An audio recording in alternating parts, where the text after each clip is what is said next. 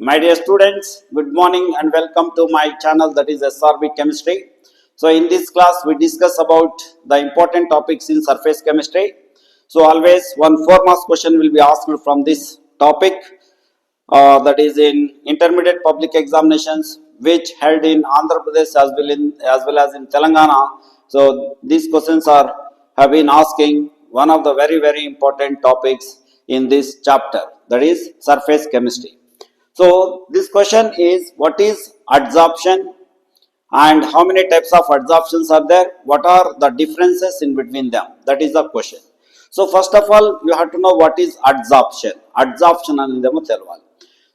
So adsorption, absorption అని two types ఉంటాయి అన్నమాట.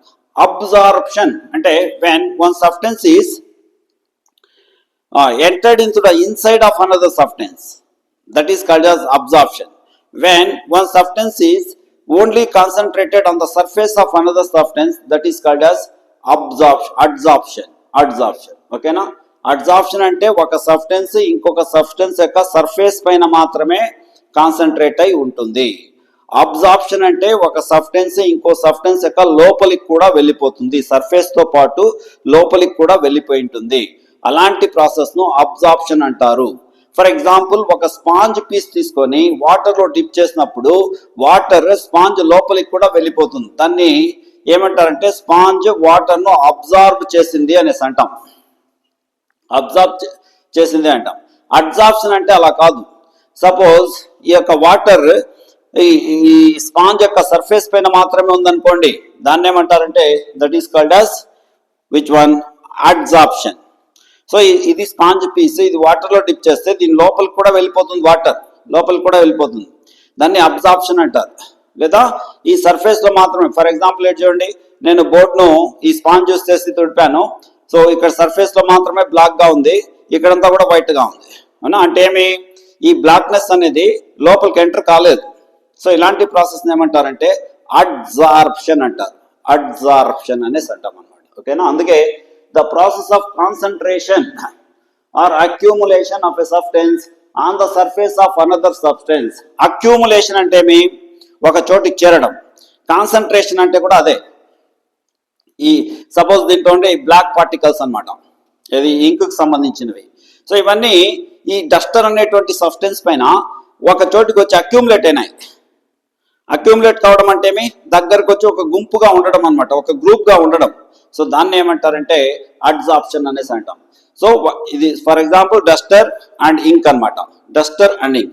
డస్టర్ అనేది ఒక సబ్స్టెన్స్, అలాగే ఇంక్ అనేది ఇంకొక సబ్స్టెన్స్. సో ఇంక్ అనే సబ్స్టెన్స్ డస్టర్ యొక్క సర్ఫేస్ పైన మాత్రమే ఉంది ఇక్కడ. సో దీన్నే అడ్సార్ప్షన్ అనేసి అంటాం. ఓకేనా? This one. సో ఇది టూ టైప్స్ అన్నమాట. One is physical adsorption or physisorption అంటారు. ఫిజికల్ అడ్సార్ప్షన్ ఆర్ ఫిజిజార్ప్షన్ అంటాం. రెండోది కెమికల్ అడ్సార్ప్షన్ ఆర్ కెమిజార్ప్షన్ అని అంటాం. So two types of adsorptions are there. We are discussing about adsorption. A D రావాలి, A B వస్తే అది కంప్లీట్ గా అబ్జార్బ్ అయినట్టు అనమాట. ఓకేనా? This one. So adsorption is of two types. One is physical adsorption or chemical adsorption. Second one, that is chemical adsorption or chemisorption. Sorry, ఇది చెప్పేటప్పుడు physical adsorption or ఫిజిజార్ప్షన్ అంటాం. ఫిజిజార్ప్షన్, దీన్ని కెమికల్ అడ్సార్ప్షన్ ఆర్ కెమిజార్ప్షన్ అని అంటాం. ఓకేనా? Now we will discuss about physical adsorption and chemical adsorption. ఇంతకు physical adsorption అంటే ఏమో తెలుసుకోవాలి. సో ఇక్కడ అడ్సార్ప్షన్ జరిగినప్పుడు టూ సబ్స్టెన్సెస్ మధ్యలో జరుగుతుంది. ఇదే మనకు ఇది తీసుకుంటే చాలా అనమాట. ఇది డస్టర్ ప్లస్ దీంతో ఉండే ఇంక్ అనమాట. సో డస్టర్ పైన ఇంక్ అనేది కాన్సన్ట్రేట్ అయింది. సో ఇంక్ ని ఏమంటారంటే, ఇక్కడ రాస్తాను నేను in this example, ink is called as adsorbate అంటారు. అడ్సార్బేట్. డస్టర్ ఏమంటారంటే, అంటే స్పాంజ్ అనమాట. ఇందులో sponge is adsorbent. Okay na? Adsorbate and adsorbent. So now duster is adsorbent. దేని సర్ఫేస్ పైన అడ్జార్ప్షన్ అనే ప్రాసెస్ జరుగుతుందో దాన్ని అడ్జార్బెంట్ అంటారు. ఏ సబ్స్టెన్స్ వచ్చి ఇక్కడ కాన్సన్ట్రేట్ అయి ఉంటుందో దాన్ని అడ్జార్బేట్ అంటారు. Now in this example ink is adsorbate and that is sponge is adsorbent. ఇప్పుడు physical adsorption, chemical adsorption difference ఎలా వచ్చిందంటే, ఈ ఇంక్ కు తర్వాత డస్టర్ కు అంటే స్పాంజ్ కు మధ్యలో వీక్ ఫోర్స్ ఆఫ్ అట్రాక్షన్ గానే ఉంటే, very weak force of attraction కెమిస్ట్రీలో ఏమంటామో తెలుసా మీకు? Van der Waals force of attraction అంటారు. Van der Waal force of attraction means very weak force of attraction. That is called as van der Waals force of attraction. If there is very weak force of attraction in between adsorbate and adsorbent, adsorbent ku మధ్యలో weak force of attraction గాన ఉంటే దాన్ని physical adsorption అని అంటారు. Chemical adsorption అంటే adsorbent middle లో strong force of attraction ఉంటుంది. Strong force of attraction ఉంటుంది అనమాట. So strong force of attraction ను ఇక్కడ మనము కెమికల్ బాండ్స్ అని తీసుకుంటాం. ఓకేనా? సో ఇది కెమికల్ అడ్జార్ప్షన్ అయితే అడ్జార్బేట్ అండ్ అడ్జార్బెంట్ మిడిల్ లో స్ట్రాంగ్ ఫోర్స్ ఆఫ్ అట్రాక్షన్ ఉండాలి, అలాగే దీంట్లో వీక్ ఫోర్స్ ఆఫ్ అట్రాక్షన్ ఉంటుంది. ఓకేనా? ఇప్పుడు మీకు అడ్జార్బేట్ అనేది ఏదో అర్థమైంది. సో ఈ ప్రాసెస్ అంటేనే టూ సబ్స్టెన్సెస్ మిడిల్ లో జరిగేది. ఒక సబ్స్టెన్స్ కు పేరు అడ్జార్బేట్ అన్నాం, ఇంకొక సబ్స్టెన్స్ కు అడ్జార్బెంట్ అన్నాం. సో అడ్జార్బెంట్ అంటే దేని సర్ఫేస్ పైన అడ్జార్ప్షన్ జరుగుతూ ఉంటుందో దాన్ని అడ్జార్బెంట్ అంటారు. సో అడ్జార్బెంట్ అంటే the substance which is concentrating on the surface of this Duster, that is called as adsorbate. Okay, now this one. So it arises due to van der Waals force of attraction. So it is weak in nature. So physical adsorption అనేది weak adsorption అన్నమాట. ఎందుకంటే అడ్జార్బేట్ కు adsorption కు మధ్యలో week force of attraction ఉన్నప్పుడే దాన్ని physical adsorption అని అంటాం. So it is caused by chemical bond formation. So it is strong. So it is strong. అందువల్ల ఇది స్ట్రాంగ్ గా ఉంటుంది. So it is strong. So two types of adsorptions లో ఏది స్ట్రాంగ్ అంటే that is chemical adsorption is a strong. Why? Because chemical bond is formed in between adsorbate and adsorbent. Chemical bond is just a stronger force of attraction than that of van der Waals force of attraction. Okay, no?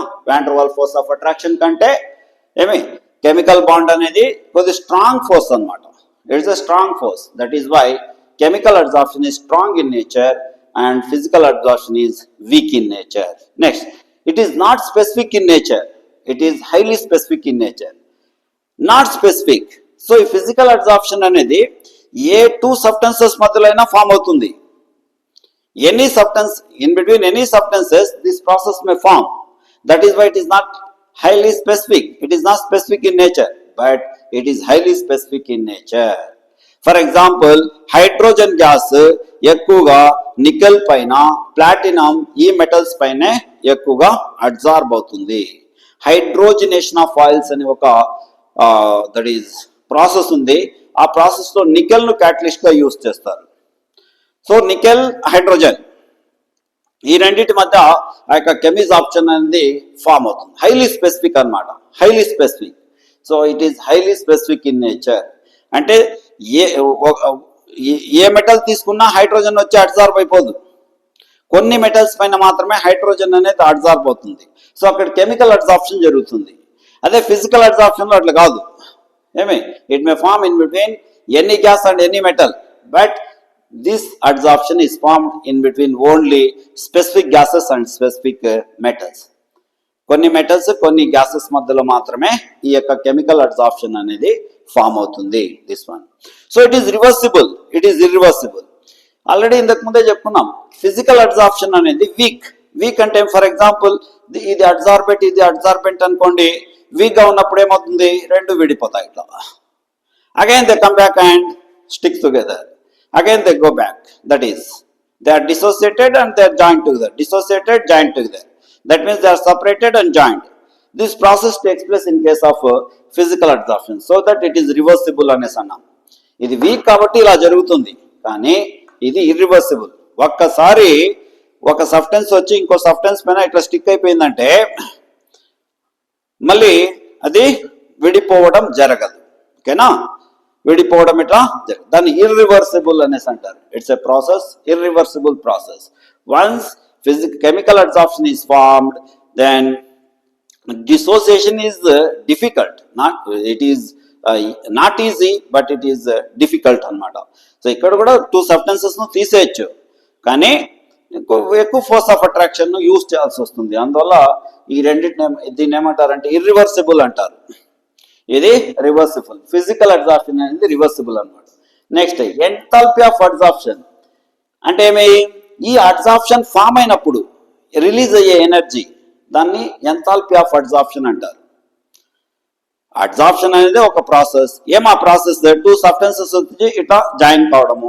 So ఇలా join అయ్యేటప్పుడు ఇది week కాబట్టి దీంట్లో release అయ్యే energy, actually absorption అనేది exothermic process.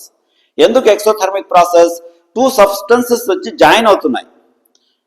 So two substances join అయ్యేటప్పుడు ఏమవుతుందంటే energy release అవుతుంది. ఓకేనా, సో ఇదేంటిది enthalpy of absorption is low, అంటే 20 to 40 జౌల్స్ ఆఫ్ ఎనర్జీ మాత్రమే రిలీజ్ అవుతుంది అనమాట. కానీ కెమికల్ అబ్జార్ప్షన్ ఫామ్ అయినప్పుడు ఎనర్జీ ఎక్కువగా రిలీజ్, ఎందుకంటే ఇది బాండ్ కదా, ఇక్కడ ఫామ్ అయ్యేది బాండ్, కెమికల్ అబ్జార్ప్షన్ లో ఫామ్ అయ్యేది బాండ్, కెమికల్ బాండ్ అనమాట. అదే ఫిజికల్ అబ్జార్ప్షన్ లో ఫామ్ అయ్యేటప్పుడు weak force of attraction, that is van der Waals force of attraction అనేది ఉంటుంది. Okay, that one. So enthalpy of adsorption is high, here enthalpy of adsorption is low. Next, it is a multi-layered process, it is unilayered process.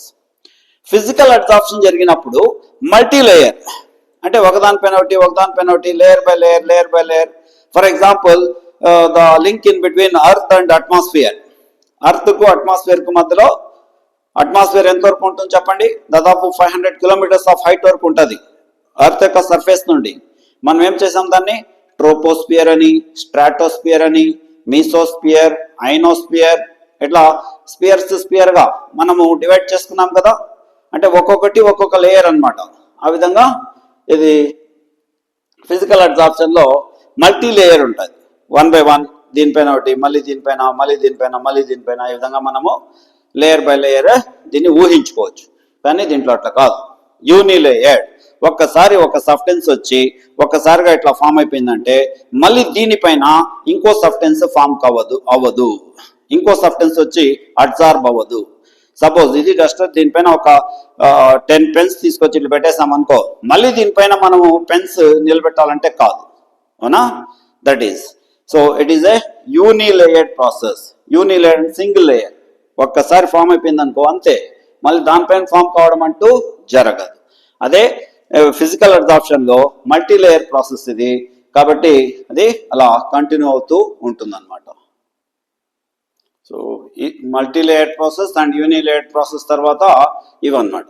So it decreases with increase in temperature, low temperature is favourable for condition. Effect of temperature గురించి దీంట్లో ఈ point లో discuss చేస్తున్నాం.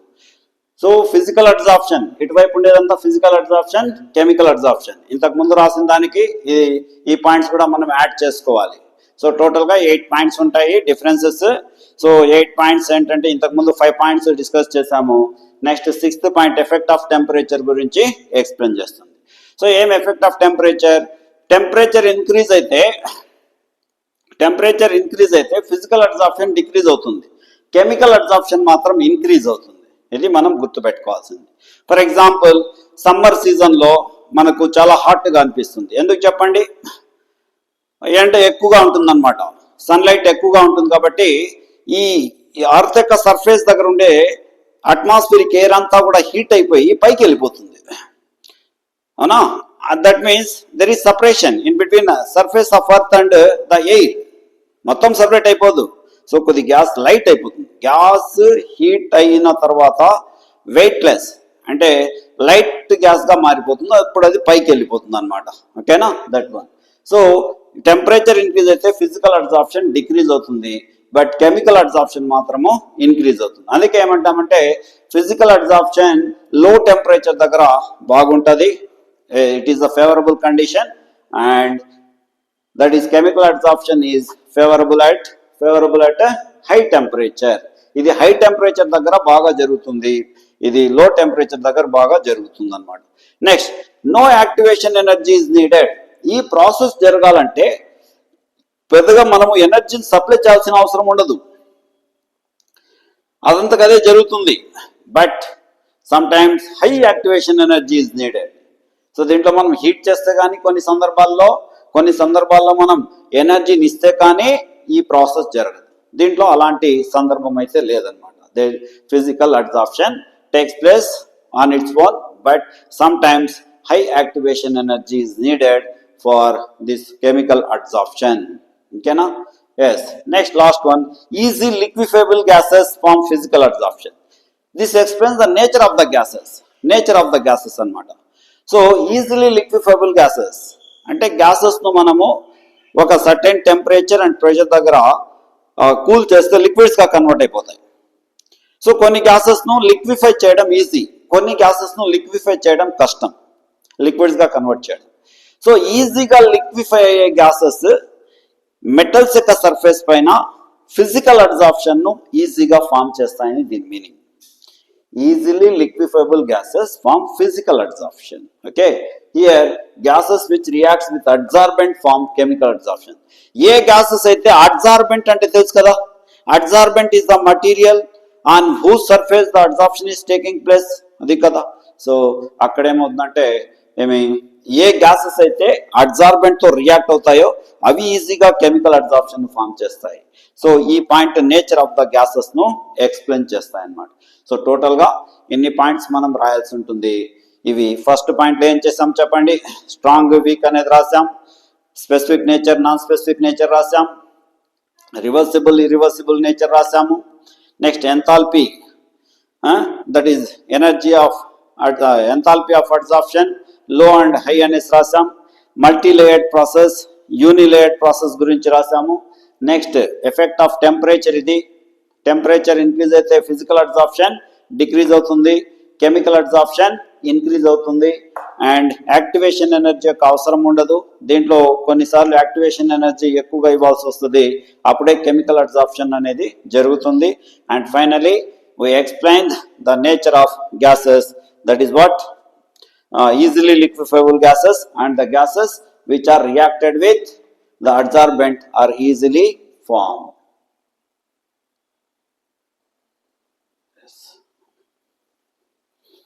Yes, ఈ surface కెమిస్ట్రీలో next topic అన్నమాట.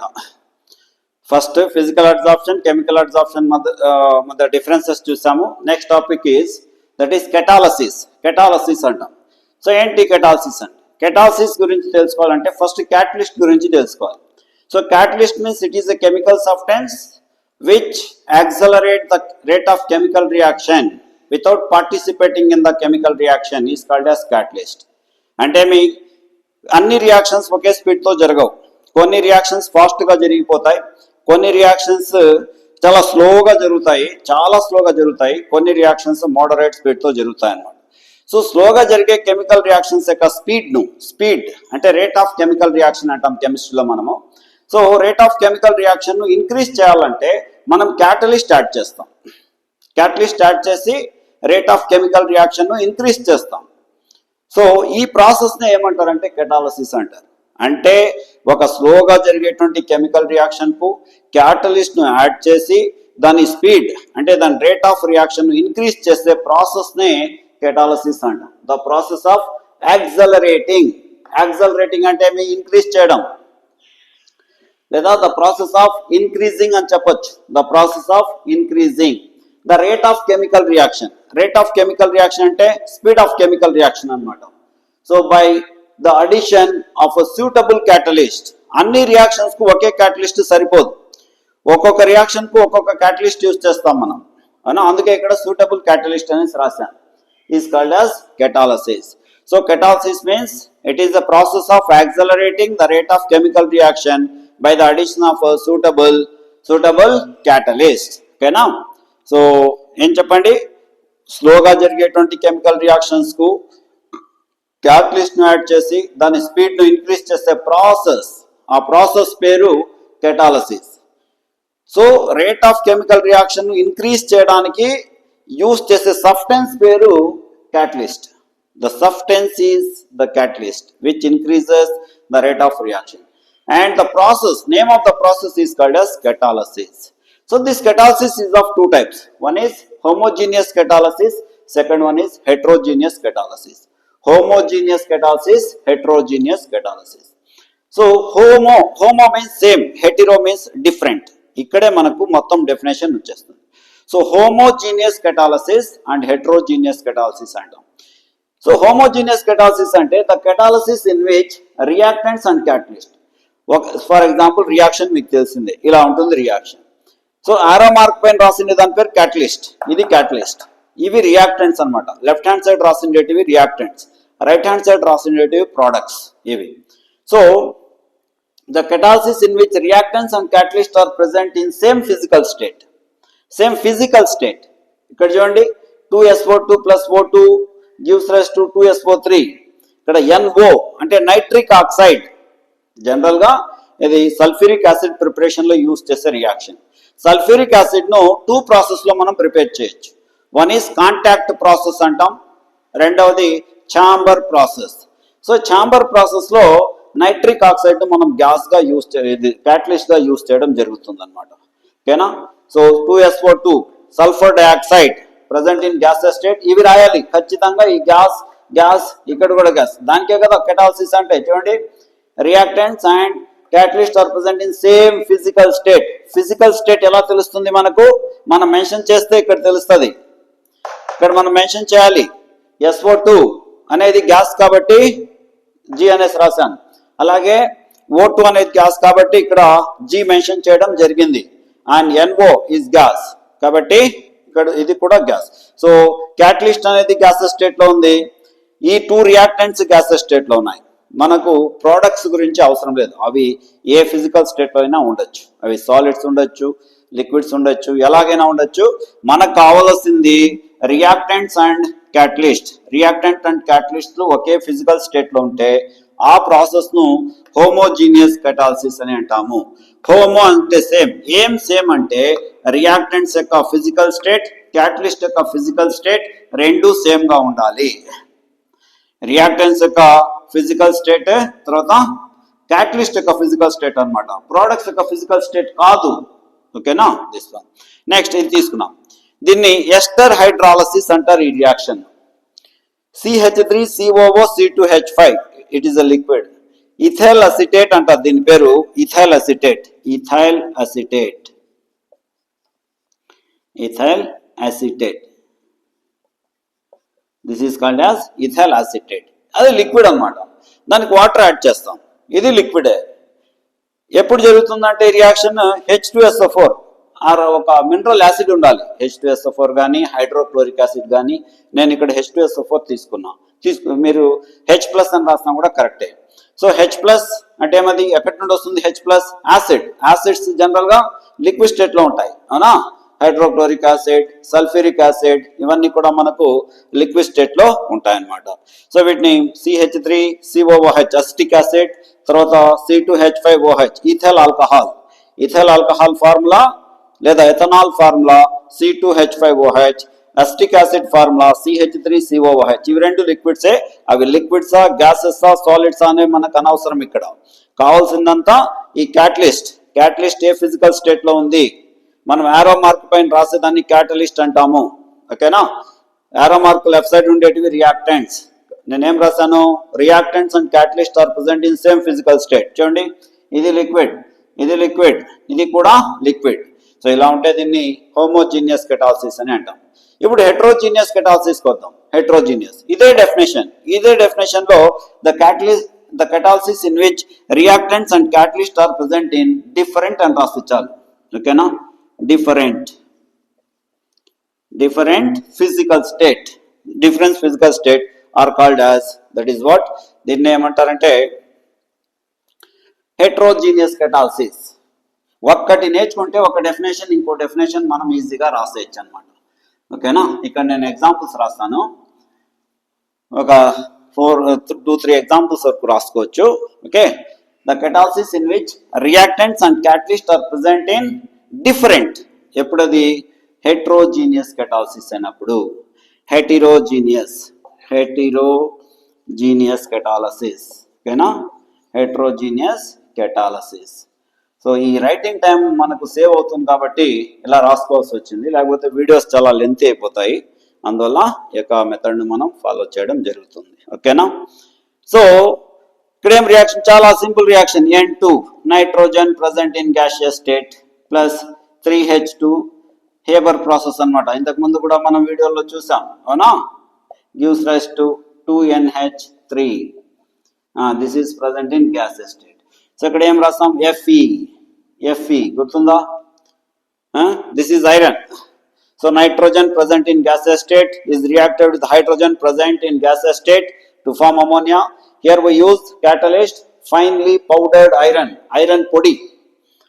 Fe solid కదా, అది ఐరన్ అనే సాలిడ్ కాబట్టి దీన్ని హెట్రోజీనియస్ కెటాలసిస్ అంటాం. ఎందుకు, రియాక్టెంట్స్ ఇది గ్యాసెస్ స్టేట్ లో ఉంది, ఇది గ్యాసెస్ స్టేట్ లో ఉంది, ఇది సాలిడ్ స్టేట్ లో ఉంది, ఇది క్యాటలిస్ట్ అని. కాబట్టి దీన్ని హెట్రోజీనియస్ కెటాలసిస్ కు ఎగ్జాంపుల్ గా తీసుకుంటాం అనమాట. ఇంకా కొన్ని ఎగ్జాంపుల్స్ రాయొచ్చు, ఇది కూడా నేర్చుకున్నారు. ఆస్వాల్ట్ ప్రాసెస్ లో 4NH3 plus 5O2 gives rise to ఏం చెప్పండి, 4NO plus catalytic oxidation of ammonia, గుర్తుందా, 6H2O. So H2O is liquid, NO is gas, ఇది gaseous state లో ఉంటుంది, ఇది కూడా గ్యాసే.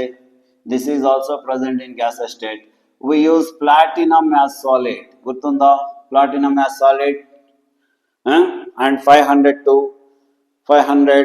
to 600 kelvins of temperature and 9 atmospheres of pressure, ఇవన్నీ కూడా ఇక్కడ వస్తాయి అన్నమాట. అండ్ RH గాజ్, ఇన్ని రాయకపోయినా మనకు కావాల్సింది ప్లాటినం, ఇది సాలిడ్ స్టేట్ లో ఉంటుంది, plus oxygen gases state, ammonia gas, oxygen gas, and that is platinum solid. Different physical states లో ఉన్నాయి కదా, ఇవి రెండు గ్యాసెస్ స్టేట్ లో ఉంటే క్యాటలిస్ట్ మాత్రము సాలిడ్ స్టేట్ లో ఉంది. సో ఇలాంటి వాటిని ఏమంటారంటే that is called as heterogeneous catalysis. ఈ రియాక్షన్ కూడా రాయొచ్చు. 2SO2 present in gaseous state plus O2 present in gaseous state gives rise to vanadium pentoxide V2O5, 2SO3 present in gaseous state and it is solid. ఇది contact process లో vanadium pentoxide అనేది solid and oxygen is gas and sulphur dioxide is gas. So ఇవన్నీ కూడా ఏం చెప్పండి, heterogeneous catalysis కు example గా తీసుకోవచ్చు. అలాగే unsaturated oil plus hydrogen present in gas. So oils general గా లిక్విడ్ స్టేట్ లో ఉంటాయన్నమాట. Plus gives rise to, here it is nickel, it is solid, అవునా. అండ్ saturated ఆయిల్స్, ఆయిల్ లేదా హైడ్రోకార్బన్స్ అని కూడా చెప్పొచ్చు. హైడ్రోజినేషన్ ఆఫ్ ఆయిల్స్, హైడ్రోజినేషన్ అని అంటాం అనమాట. So unsaturated oils present in liquid state, hydrogen present in gases state, ఇది నికెల్ సాలిడ్ స్టేట్ అనమాట. సో ఇది ఒక ఎగ్జాంపుల్ గా తీసుకోవచ్చు దేనికి, హెట్రోజీనియస్ కెటాలసిస్. సో ఇలా హోమోజీనియస్ కెటాలసిస్, హెట్రోజీనియస్ కెటాలసిస్ అని 2 టైప్స్ ఉంటాయి. చాలా ఈజీ క్వశ్చన్ ఇది. జస్ట్ డెఫినేషన్ రాసేటప్పుడు సేమ్ అని రాస్తే హోమోజీనియస్. ఏం సేమ్ చెప్పండి, reactants and catalyst are present in same physical state, ఒకే ఒక వర్డ్ డిఫరెన్స్, ఓకేనా. కాబట్టి జాగ్రత్తగా చదివేటప్పుడు కొద్ది స్మార్ట్గా చదవండి, ఆలోచిస్తూ చదవండి, నీట్గా మనకు ఆన్సర్ రాసేదానికి ఈజీగా ఉంటుందన్నమాట. ఓకే, బాగా చదవండి, చదువుతూనే ఉండండి, ప్రాక్టీస్ చేయండి. సో మీ ఎగ్జామినేషన్స్లో మీకు మంచి మార్కులు రావాలని కోరుకుంటూ all the very best. Thank you.